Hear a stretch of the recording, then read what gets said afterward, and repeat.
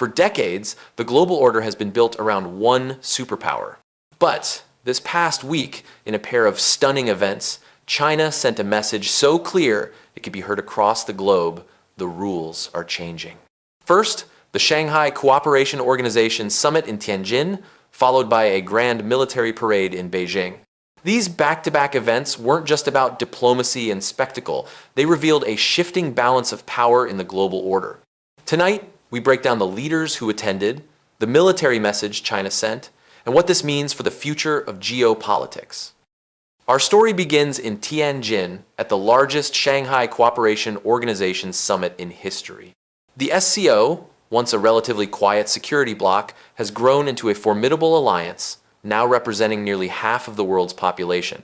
It's a group of countries from Eurasia with one unifying belief: that the world is no longer and should not be a unipolar one. Leaders in attendance included China's Xi Jinping, Russia's Vladimir Putin, Pakistan's Prime Minister, India's Prime Minister, Iran's President, and Central Asian heads of state. China announced 6 new platforms for China-SCO cooperation, further institutionalizing China's leadership of the organization.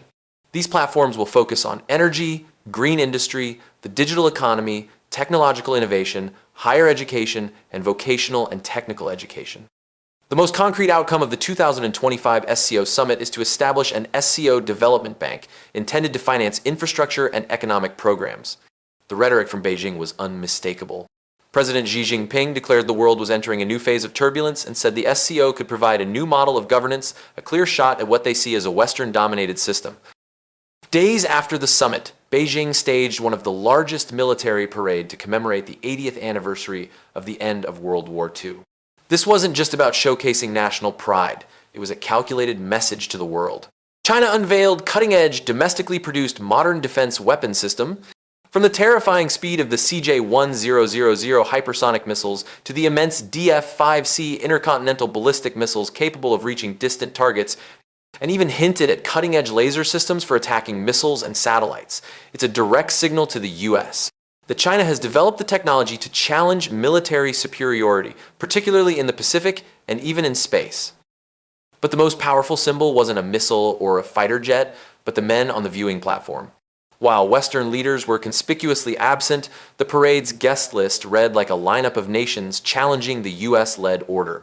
The most significant visual was the unprecedented presence of Vladimir Putin and, for the first time at such an event, North Korea's Kim Jong-un.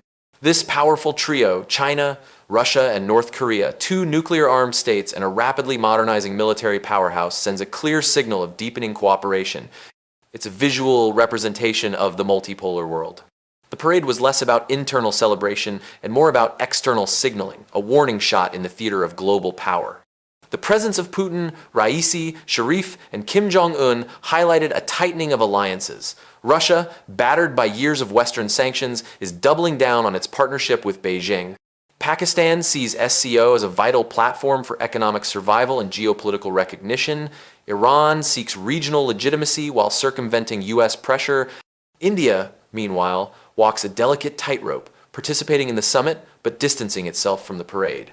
This reflects its strategy of multi-alignment, cooperating with the US, yet unwilling to abandon its role in Eurasian forums. From Russia's perspective, their strong alliance with China, underscored by these events, directly counters any narrative of weakness. It tells Washington and Kyiv, we are not alone. Your sanctions and diplomatic isolation efforts have failed to break us, and we have powerful partners who support our vision for global security. In Washington, the reaction was swift, particularly from President Donald Trump. His reaction to the Beijing spectacle was as fiery as the parade itself.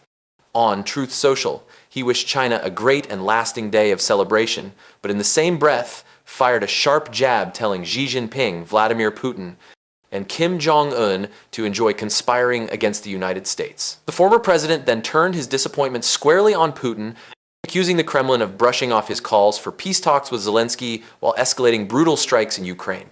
It was classic Trump, part compliment, part sarcasm, and part warning, underscoring just how unsettled Washington feels watching these powerful leaders march together in lockstep. For Europe and the US, the SCO Summit and China's parade serve as a wake-up call. Sanctions and isolation policies may have backfired, pushing rivals closer together. For China and Russia, this is about showing strength, resilience, and the ability to rally partners. For the rest of the world, the message is simple. The global order is no longer unipolar. Power is shifting, and nations are recalculating where to stand. The SCO in 2025, paired with China's grand military showcase, might one day be remembered as the moment a new geopolitical era truly began.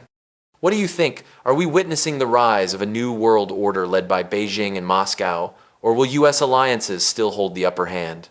Let us know in the comments below, and don't forget to like, share, and subscribe for more deep dives into global events.